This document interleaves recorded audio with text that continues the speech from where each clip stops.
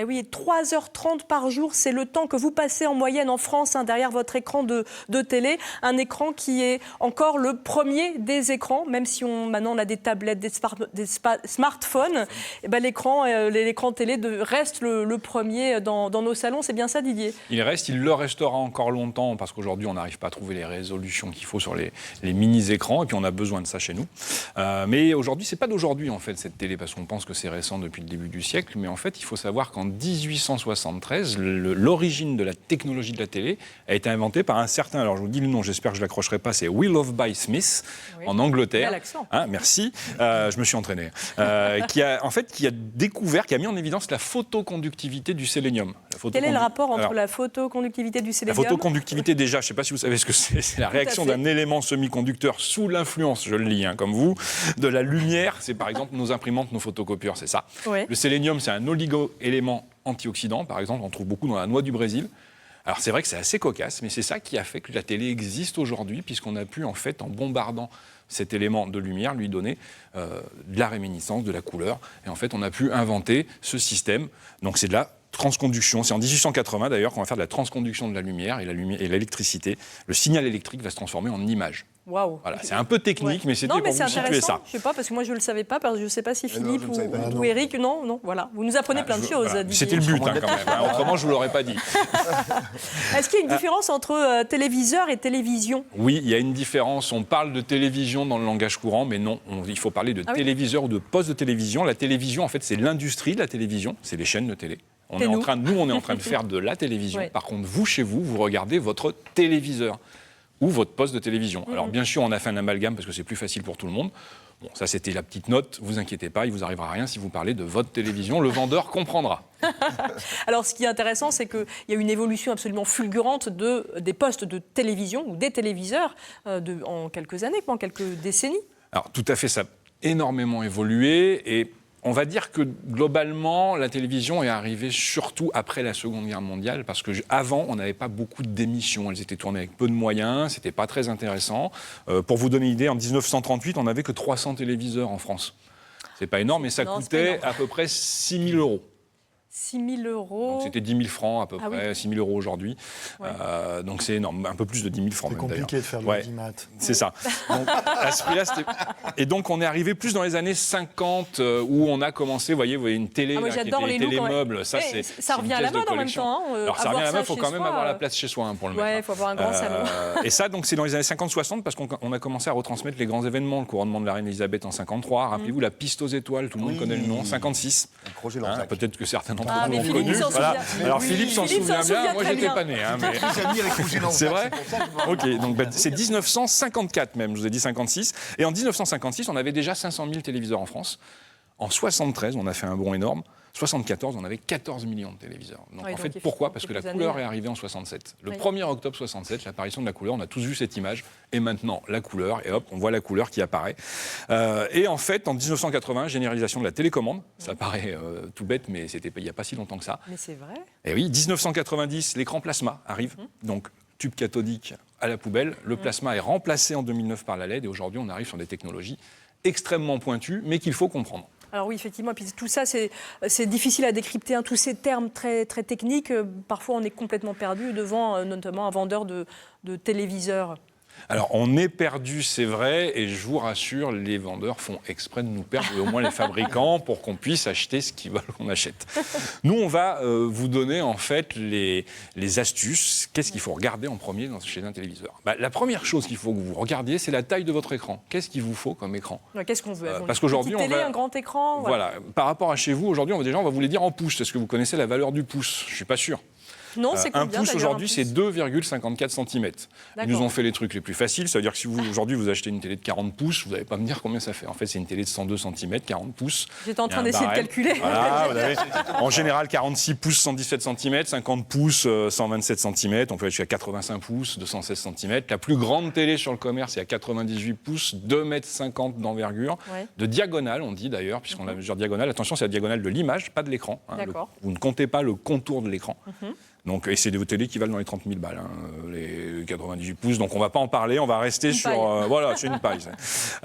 Et en fait, il faut regarder votre distance de recul par rapport à votre canapé. Là où vous allez regarder votre télé, eh ben, c'est simple, vous calculez entre 2 à 3 fois la diagonale. D'accord. Par exemple, c'est important. Ouais. Si vous choisissez une télé de 110 cm, eh ben, il vous faudra entre 2,20 m et 3,30 m de recul pour être en confort. Voilà, c'est tout bête.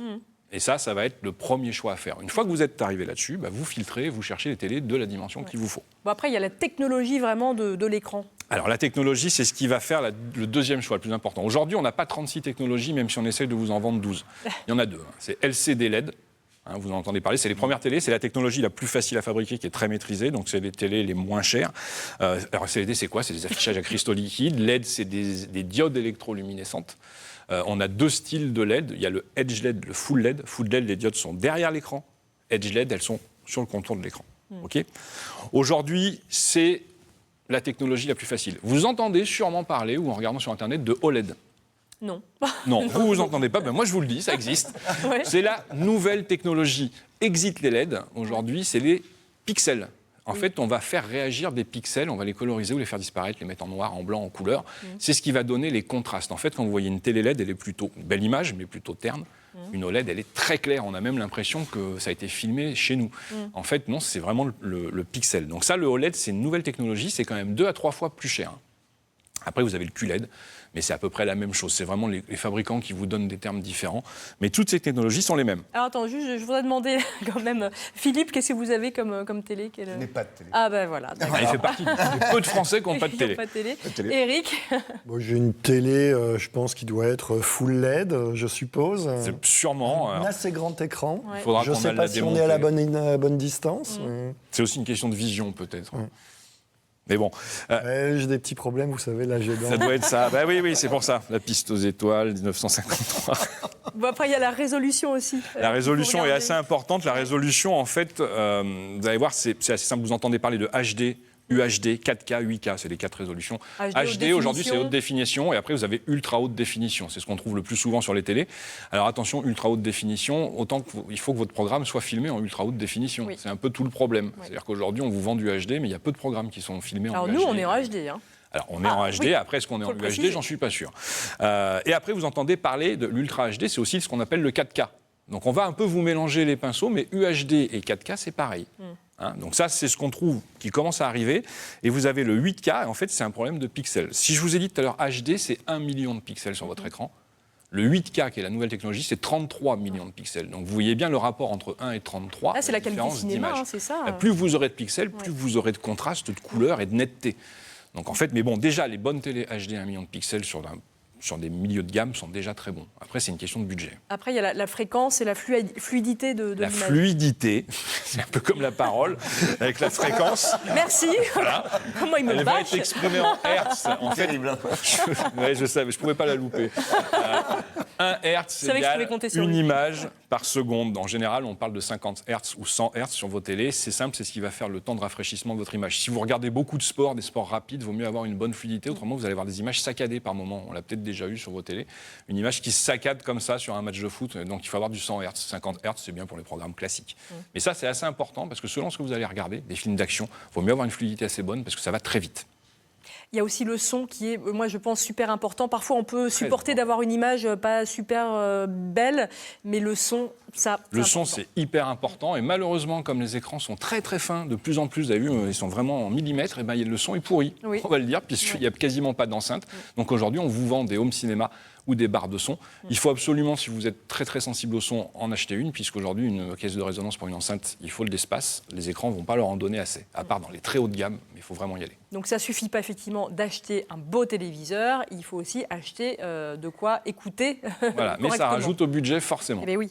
Alors quels sont, pour résumer, les connectiques vraiment essentiels? Alors les connectiques essentiels, c'est la HDMI, la première. Il faut regarder si votre téléviseur, en général, entre 2 et 4 prises à l'arrière. HDMI, c'est ce qui va en fait connecter tout votre réseau Internet. Aujourd'hui, tous les lecteurs de Blu-ray, de DVD sont équipés de HDMI. Ça, vous regardez parce que vous vous souvenez sûrement tous de la vieille Péritel. On a tous connu la Péritel. Oui. Aujourd'hui, c'est quasiment fini. Il y a encore quelques modèles qu'on propose pour les vieux matériels, mais en général, c'est aujourd'hui du HDMI au minimum 2. Vous voulez nous parler de la Smart TV ? La Smart TV, oui, on en parle parce que tout le monde dit « super, ma TV est connectée ». Posez-vous bien la question, est-ce que vous avez besoin d'une TV connectée ? Aujourd'hui, votre TV est déjà connectée à votre box Internet pour la plupart. Oui. Donc, votre box Internet vous fournit déjà un service Internet avec tout ce qu'il faut. La TV connectée va vous apporter des applications souvent commerciales. Qu'il faut payer en plus. Qu'il faut payer. Et va peut-être vous permettre de caster votre image d'ordinateur sur votre télé. OK, c'est super, on peut le faire aussi avec des câbles. On parlait d'HDMI tout à l'heure ou de USB, on peut le faire. Voilà, si votre télé n'est pas connectée, c'est pas très grave, vous avez tout le matériel pour. Si on vous le vend plus cher, c'est pas la peine. Justement, les prix, qu'en est-il des prix ? Alors les prix, ça c'est assez important, les prix. Sur des télés, on va dire de 40 pouces, 107 cm, ce qui est le départ en général qu'on a à la maison, c'est à partir de 200 €, c'est les moins chers. On peut aller jusqu'à 500, 600 €. Sur du 50 pouces, 127 cm, on est sur du 400 €. 55 pouces, 140 cm, on va aller à partir de 500 €. On peut aller jusqu'à 65 pouces, sur du 165 cm, vous allez trouver des télés à partir de 600 €, donc ça reste abordable aujourd'hui, tout dépend de la technologie. Bien sûr, vous pouvez monter à 2000, 3000, 4000 €. Je vous disais tout à l'heure, 70 000 € pour la plus chère commercialisée qui fait 2,50 m, c'est énorme.